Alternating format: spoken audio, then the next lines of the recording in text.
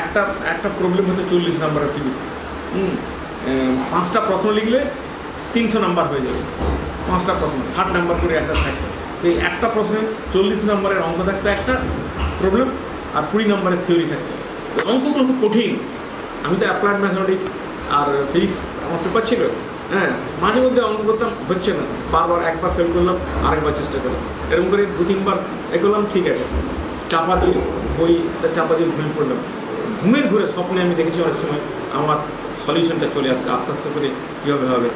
সঙ্গে সঙ্গে ও কী করতো, আমি ঘুমের মধ্যে যখন বলছি ও কাগজ কলম বের করে দিতাম, রাখ, হ্যাঁ, আমি আবার আমাকে তুলে দিত, আমি সঙ্গে সঙ্গে লিখে নিতাম, দেখলাম সত্যি ঠিক, যেটা হয়েছে সবটা যেটা দেখেছি ঠিক আছে। এটা কি যে যত চিন্তা করবে ওটা নিয়ে কি নিজেকে নিজে প্রশ্ন করতে হবে, চিন্তা করতে হবে, একবার পারলাম না, 2বার পারলাম না, ওটাতে আমার লাভ হয়েছে। আমি তো চট করে টিচারের কাছে আমি যাবো না, টিচার তো নেই কেউ, আইএস পরীক্ষাতে কোনো টিচার নেই, নিজেকে সলভ করতে হবে। যত নিজেকে প্রশ্ন করবো, যত আনসাকসেসফুল হবো, যত ফেল করবো, হ্যাঁ, ততই আমার লাভ। আমি আরও কী হবো না, খুব এফিসিয়েন্ট হয়ে যাবো, সাকসেসফুল হতে পারবো, একটা না একটা পারবোই, এটাই। তো ছেলে মেয়েদেরকে এভাবে তৈরি করে দেখবেন মাঝারি ছেলেমেয়েরা খুব উন্নত হবে, এবং মাঝারি ছেলেমেয়েরা সমাজের জন্য খুব অলঙ্কার। যারা বেশি রেজাল্ট ভালো করে তারা কিন্তু স্বার্থপর হয়। মাঝারি ছেলেমেয়েরা এরা কিন্তু সমাজকে দিতে পারে কিছু, কারণ জানে যে আমার তো সেরকম কিছু নেই, হ্যাঁ, তারা চেষ্টা করে উজাড় করে দেয় সমাজকে দেওয়ার জন্য। যারা হয় বেশি ব্রেনি হয়, হ্যাঁ, বেশি উঁচু পদে যায়, তাদের মধ্যে বেশিরভাগ আমি দেখেছি 90% হচ্ছে তারা খুব স্বার্থপর হয়, হ্যাঁ, এমনকি তার বাবা মাকেও দেখে না, শুধু নিজের কথা চিন্তা করে, নিজে কী করে আকাশে উঠবে তার কথা চিন্তা করে। এই তো চেষ্টা করলে আপনাদের এখানে ছেলেমেয়েরা থাকবে, এবং চেষ্টা করবেন এখানে থাকে তারা, তারা অন্য কোথাও না যায়, একদম 12 পর্যন্ত পড়ে যেন যায়। তারপরে নিট অনেক জায়গা আছে, আমার ওখানে আছে, আরও আমাদের কন্ট্রোলে অনেকগুলো মিশন আছে। তহিদ মিশনে শুরু হয়েছে, বর্ধমান আমাদের আলামিন মিশন বর্ধমান আমাদের আন্ডারে আছে, পাত্র স্যারে আছে, এরকম আরও কয়েকটা বিষয়ে তৈরি হচ্ছে। নিট আমরা সেখানে দেবো, তাদেরকে বলে দেবেন যে জিডির অধীনে তুমি থাকলে সুবিধা হবে কি, তুমি স্কলারশিপ পেতে পারবে। আমাদের জিডির অধীনে যে মিশনগুলো আছে না, ওখান থেকে যারা পাস করে গরিব, তারা মাসে 1000 টাকা করে, 3 মাসে 3000 টাকা করে পায় স্কলারশিপ।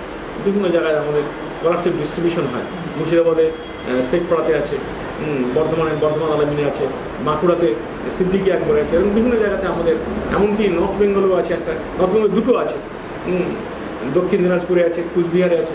আমাদের বিলি করতে যাওয়া হয়, জানে 2-3 জন জানে।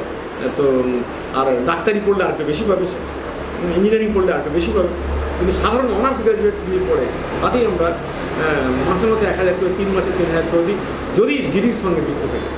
বা তাকে বলতে হবে তুমি অন্য কোথাও যাবে না, এখানেই পড়াশোনা করো। আর একটা সময় হয়তো যদি ঠিকমতো কাজ করেন তাহলে জিডির সঙ্গে অন্তর্ভুক্ত হতে পারবে না। এই জিডির সঙ্গে যুক্ত হলে অনেক সুবিধা আছে। টিচার্স ট্রেনিং আমরা কিছুদিন আগে করলাম, আবার টিচার্স ট্রেনিং করবো। মাধ্যমিকের টিচার্স ট্রেনিং করা হলো, এবারে উচ্চ মাধ্যমিকের টিচারদের ট্রেনিং অভিনব পদ্ধতিতে হবে। হ্যাঁ, সে ধরেন 84 বছরের একজন অভিজ্ঞ প্রফেসর, প্রেসিডেন্সি তখন কলেজ ছিল তার প্রফেসর, হ্যাঁ, আবার 34 বছরের যুবক নরেন্দ্রপুর রামকৃষ্ণ মিশনের টিচার কেমিস্ট্রি। এর মধ্যে বিরাট গ্যাপ, 30 বছরের পার্থক্য, কিন্তু খুব ভালো, প্রত্যেকেই খুব ভালো। আমরা করলাম, এবারে উচ্চ মাধ্যমিকের আমরা করবো। তো এই সুযোগগুলো পাওয়া যাবে যদি জিডির সঙ্গে যুক্ত হতে পারে। আর নাহলে আমি আসবো, কি আছে, পরামর্শগুলো দিয়ে যাবো, সেই হিসাবে চললে এই হবে। আর আপনারা ছেলে মেয়েদেরকে গাইড করেন, ঠিক আছে?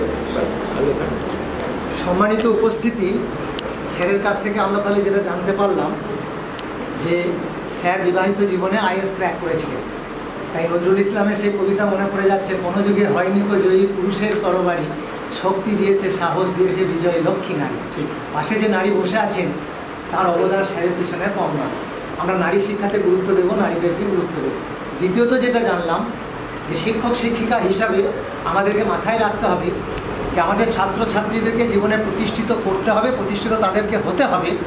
তার কারণ তারা প্রত্যেকজনই একটা করে পরিবার থেকে আসছে, তাদেরও দায়বদ্ধতা আছে, দায়িত্ব কর্তব্য আছে।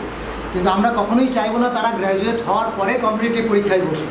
তাদেরকে কম্পিটিটিভ অ্যাসপিরিয়েন্ট করে তুলতে হবে 5-6 থেকেই, এবং তাদেরকে সেই ধরনের কম্পিটিটিভ সারাউন্ডেড যে সিলেবাস স্যার যেগুলো বললেন আমাদের, সেইগুলো তাদেরকে পড়ার অভ্যেস গড়ে তুলতে হবে। আমাদেরকেও পড়াশোনা করতে হবে।